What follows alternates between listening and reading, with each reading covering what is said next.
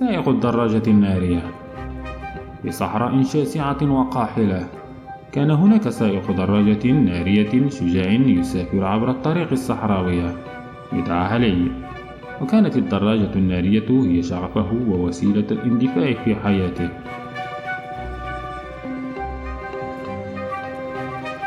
كانت الطريق الصحراوية طريقا صعبا ومليئا بالتحديات. كانت الرمال الساخنة تتطاير في الهواء، والرياح العاتية تهب بشدة، ودرجات الحرارة ترتفع إلى مستويات قاسية. لكن ذلك لم يثني على علي على السير في طريقه.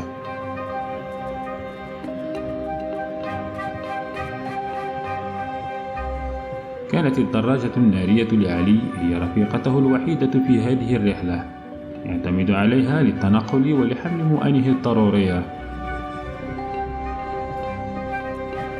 كان يحمل معه كمية محدودة من الماء والطعام للبقاء على قيد الحياة خلال الرحلة الطويلة.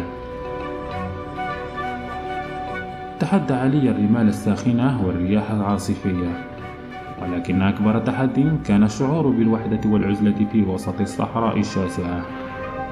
كان يمضي ساعات طويلة وهو يسير بمفرده، وكان الصمت الذي يحيط به يزداد ثقلا.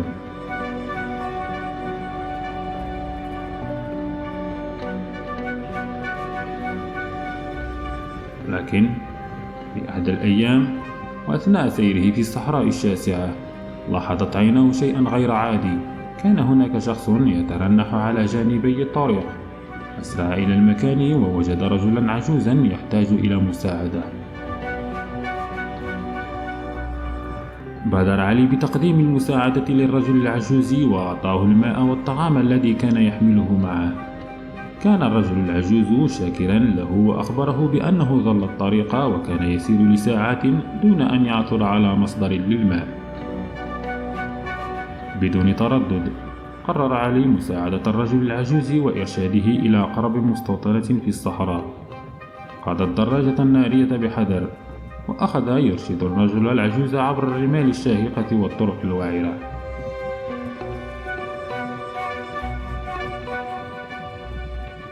استغرقت الرحلة وقتا طويلا وكانت مجهدة، ولكن في النهاية تمكنا من الوصول إلى المستوطنة القريبة.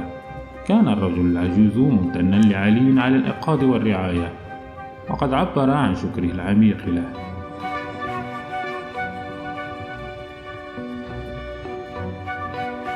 عاد علي إلى رحلته عبر الطريق الصحراوية، ولكن هذه المرة شعر براحة نفسية أكبر.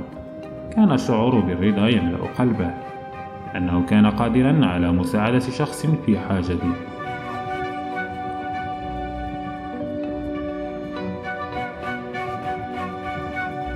منذ ذلك الحين أصبح علي معروفا بشجاعته ولطفه في المناطق الصحراوية. تم تكريمه كبطل محلي في المستوطنة، وبدأ الناس يعترفون بتضحياته وعمله الخيري. وهكذا استمر علي في رحلته عبر الطريق الصحراوية، مواجها التحديات ومساعدة الآخرين في طريقه. إلى هنا تنتهي قصتنا لهذا اليوم. أدعوكم للاشتراك في القناة وتدعيم زر الجرس ليصلك كل جديد قناتي.